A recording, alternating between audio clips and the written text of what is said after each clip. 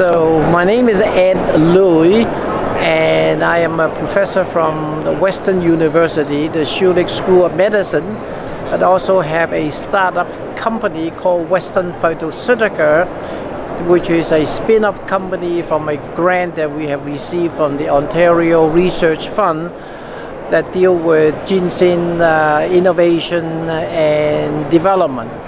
And so now we develop this into a wide range of activity in this company, starting from tissue culture for propagation of ginseng and also another endangered medicinal plant, which is called golden seal. From that, we also get into the hydroponic because it allows an alternative way to cultivate this plant in a clean environment.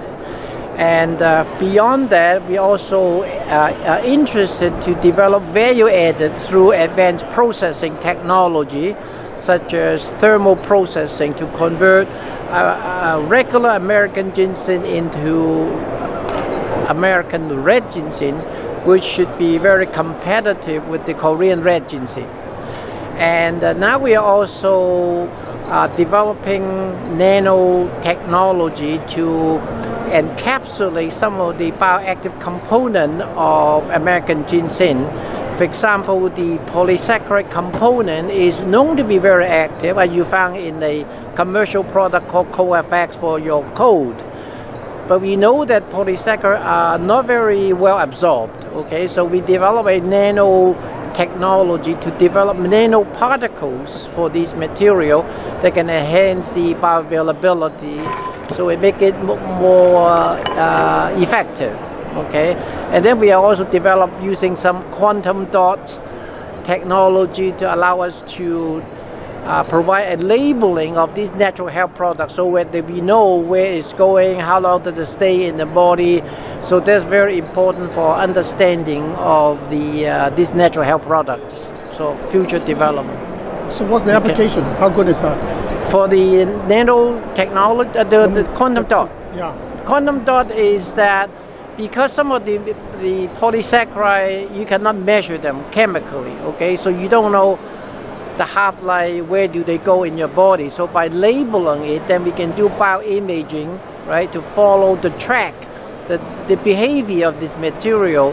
Then we know what target does it have in the body and things like that. It also allow us to look at how does it produce the immunostimulation by looking at its interaction with the immune cells, which is one of the key applications.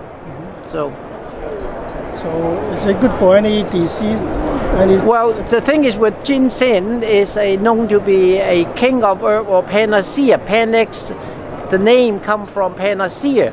That means it is good for anything under the sun, basically, right? And we thought that it was just a myth. So when we look at the literature, and then actually we did a lot of research looking at 10 different indications.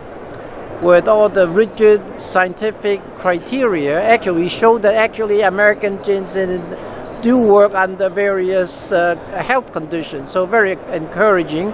That's why we lead us to develop this startup company to follow this path of basic research into commercialization. How about the effectiveness? Is it close to the Korean red ginseng? So we actually look at the chemical marker, so we know why red ginseng is effective. Okay, so we develop our protocol according to the production of this chemical marker.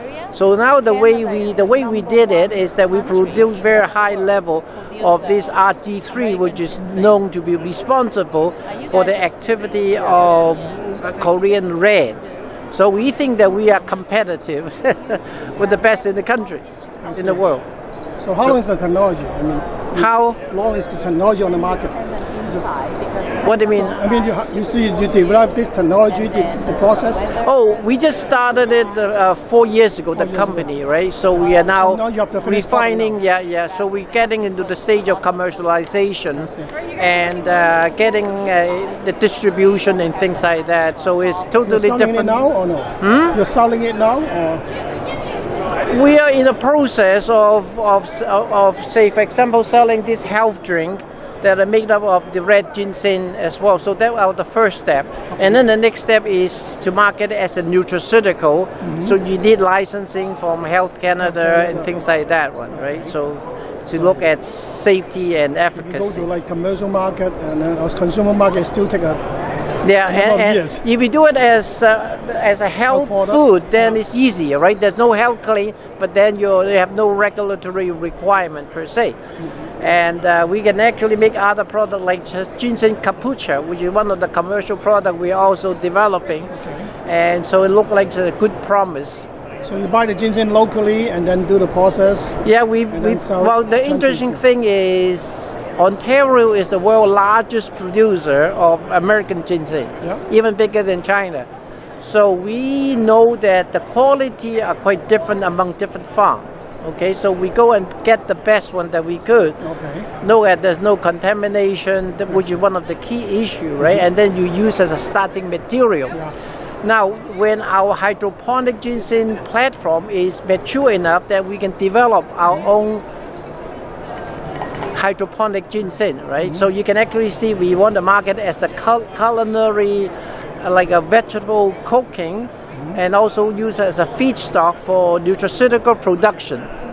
And so there are many applications that we can see come with this one. So your venture gets the funding from the government. What's next? We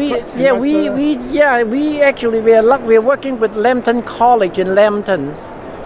In Lambton College, so we got several funding from the NSERC and OCE to support our project. And so it's still ongoing, but obviously we're looking for investor to angel fund something. Right, and I think we do have a lot of potential. But once you get into commercialization, it's totally different ball game, right?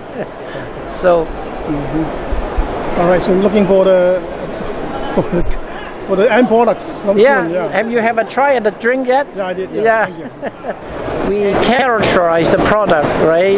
When we have the bioactive component, and we look at some of the material in the market. So ours is definitely superior than that. And then the thing is, the consistency is very important. You know that everything you purchase have this equal amount of the bioactive component, right? Even if you get something cheap, then it's useless, right? So it's very important.